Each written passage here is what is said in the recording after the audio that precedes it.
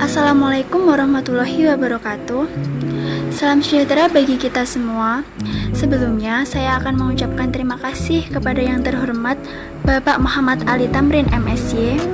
Kami dari anggota kelompok 8 akan mempresentasikan dari mata kuliah Sejarah Pemikiran Ekonomi Islam dengan judul Monzer Al-Kahf. Dengan beranggotakan yang pertama yaitu Nona Sihatul Falah, yang kedua Rahmanita Priyala Dewinta, yang ketiga Safinatul Wahyuni, yang keempat Tutut Dwiyanti, dan yang kelima yaitu Adelia Permata Salsabila.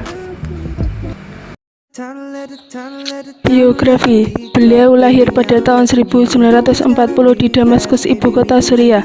Menyelesaikan pendidikan dasar dan menengah dari lembaga pendidikan di Damaskus. Mengambil gelar sarjana BA dalam perdagangan dari Universitas Damaskus pada bulan Juni tahun 1962.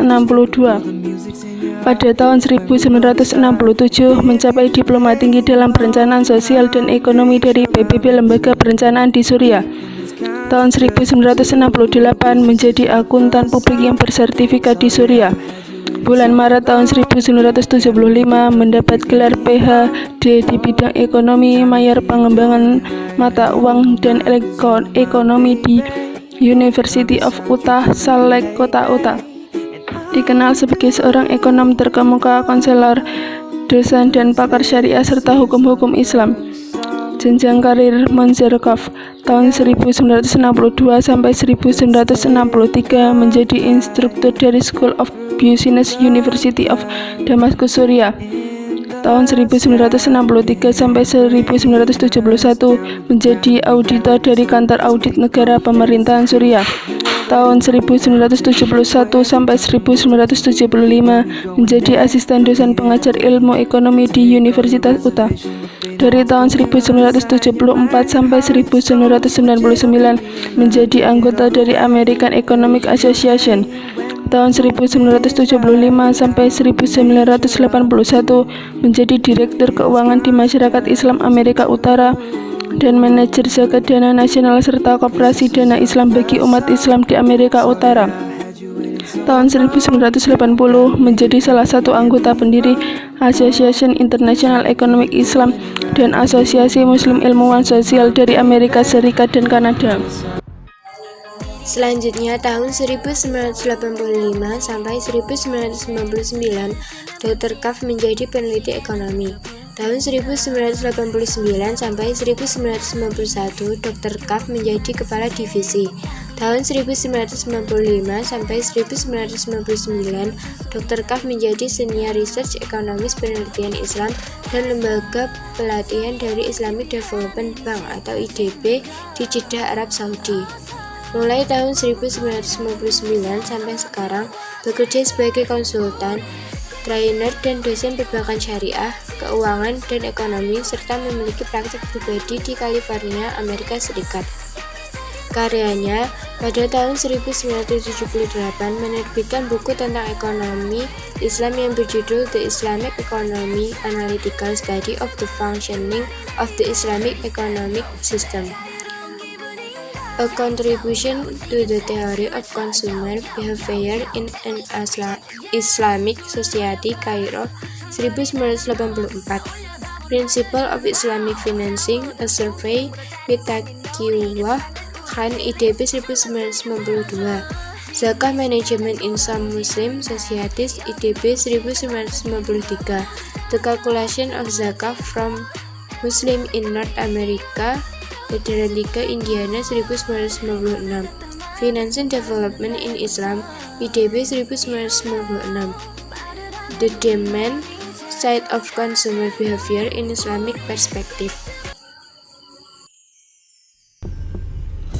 Ekonomi Islam dan metodologinya.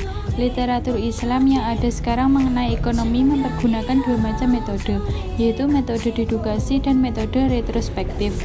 Kedua, teori konsumsi, yaitu rasionalisme, konsep Islam tentang barang, etika konsumsi dalam Islam. Yang ketiga, teori produksi. Motif-motif produksi yaitu pengambilan manfaat setiap partikel dari alam semesta adalah tujuan ideologi umat Islam. Yang keempat, struktur pasar, yaitu kerjasama yang bebas. meliputi kebebasan ekonomi, kerjasama, keterlibatan pemerintah dalam pasar, aturan-aturan permainan ekonomi Islam.